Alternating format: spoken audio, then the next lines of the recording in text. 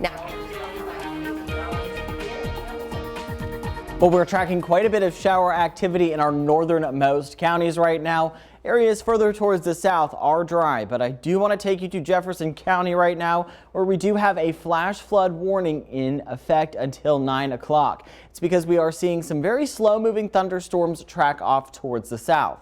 Now, within just about the last hour, we have seen between 2.5 and 3 inches of rainfall across Mount Vernon. In addition to rainfall, we're also seeing about 50-mile-per-hour winds associated with the storm, so it is going to continue its track further off towards the south and towards the east. It should be on top of Emerson City by 6:23 this morning, Goody by 6:34, Benton proper by about 6:38, and into Parrish by 6:46 this morning. Again, this whole line of storms is moving south at about 20 miles per hour. Here's what it currently looks like in Mount Vernon. Lots of brake lights out there, lots of cars stopped on the side of the road because of all of the rainfall. We're also tracking pretty warm weather where we're not seeing active rainfall. 80 coming in for Carbondale, 80 for Perryville, 78 for Paducah, and 77 for Murray. As we continue throughout the morning hours, we're certainly going to continue to see very warm and very humid air where we're not seeing any shower activity. Heat and storms are expected throughout the afternoon hours.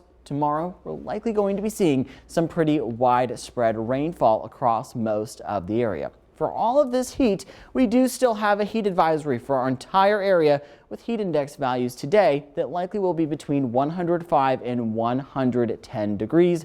This heat advisory is in place until about 8 o'clock this evening. Just off towards our south, across the Boot Heel of Missouri and into northwestern Tennessee, we have an excessive heat warning that goes into effect at 10 a.m. this morning and runs until 9 o'clock tonight. Within this area, we could see heat index values as high as 110 degrees. Here's a live look in Metropolis, much different than across Mount Vernon this morning.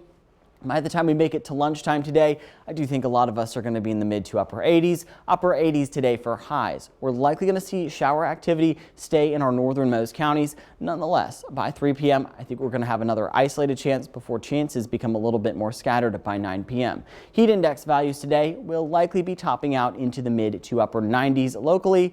Low triple digits by the time we make it to 2 o'clock. 103 for Carbondale by 2 p.m., 102 for Harrisburg by 2 o'clock, 106 for Paducah, and 108 for Union City. The Storm Track 3 app is going to be very helpful because you can track those storms right there in the palm of your hand and those hot temperatures. Now, here's where those showers and storms could be by 7 a.m. Again, notice it does stay mostly concentrated to our northernmost counties.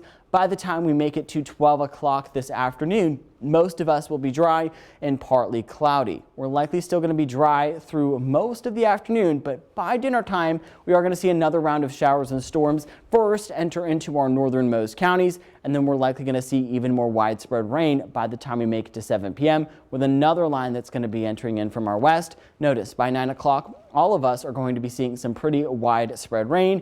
Widespread rain will likely last through the overnight hours on Wednesday and through the morning commute. So you certainly are going to want to pack an umbrella as you're headed out the door tomorrow morning.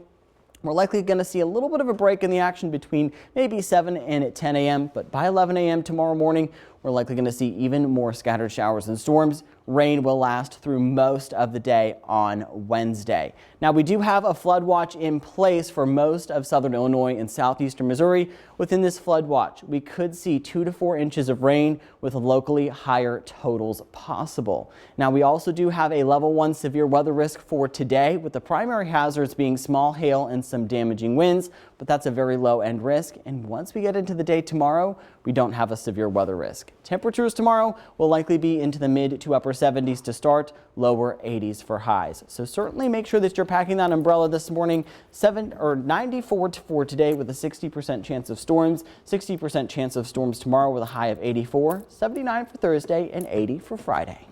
well, by the look of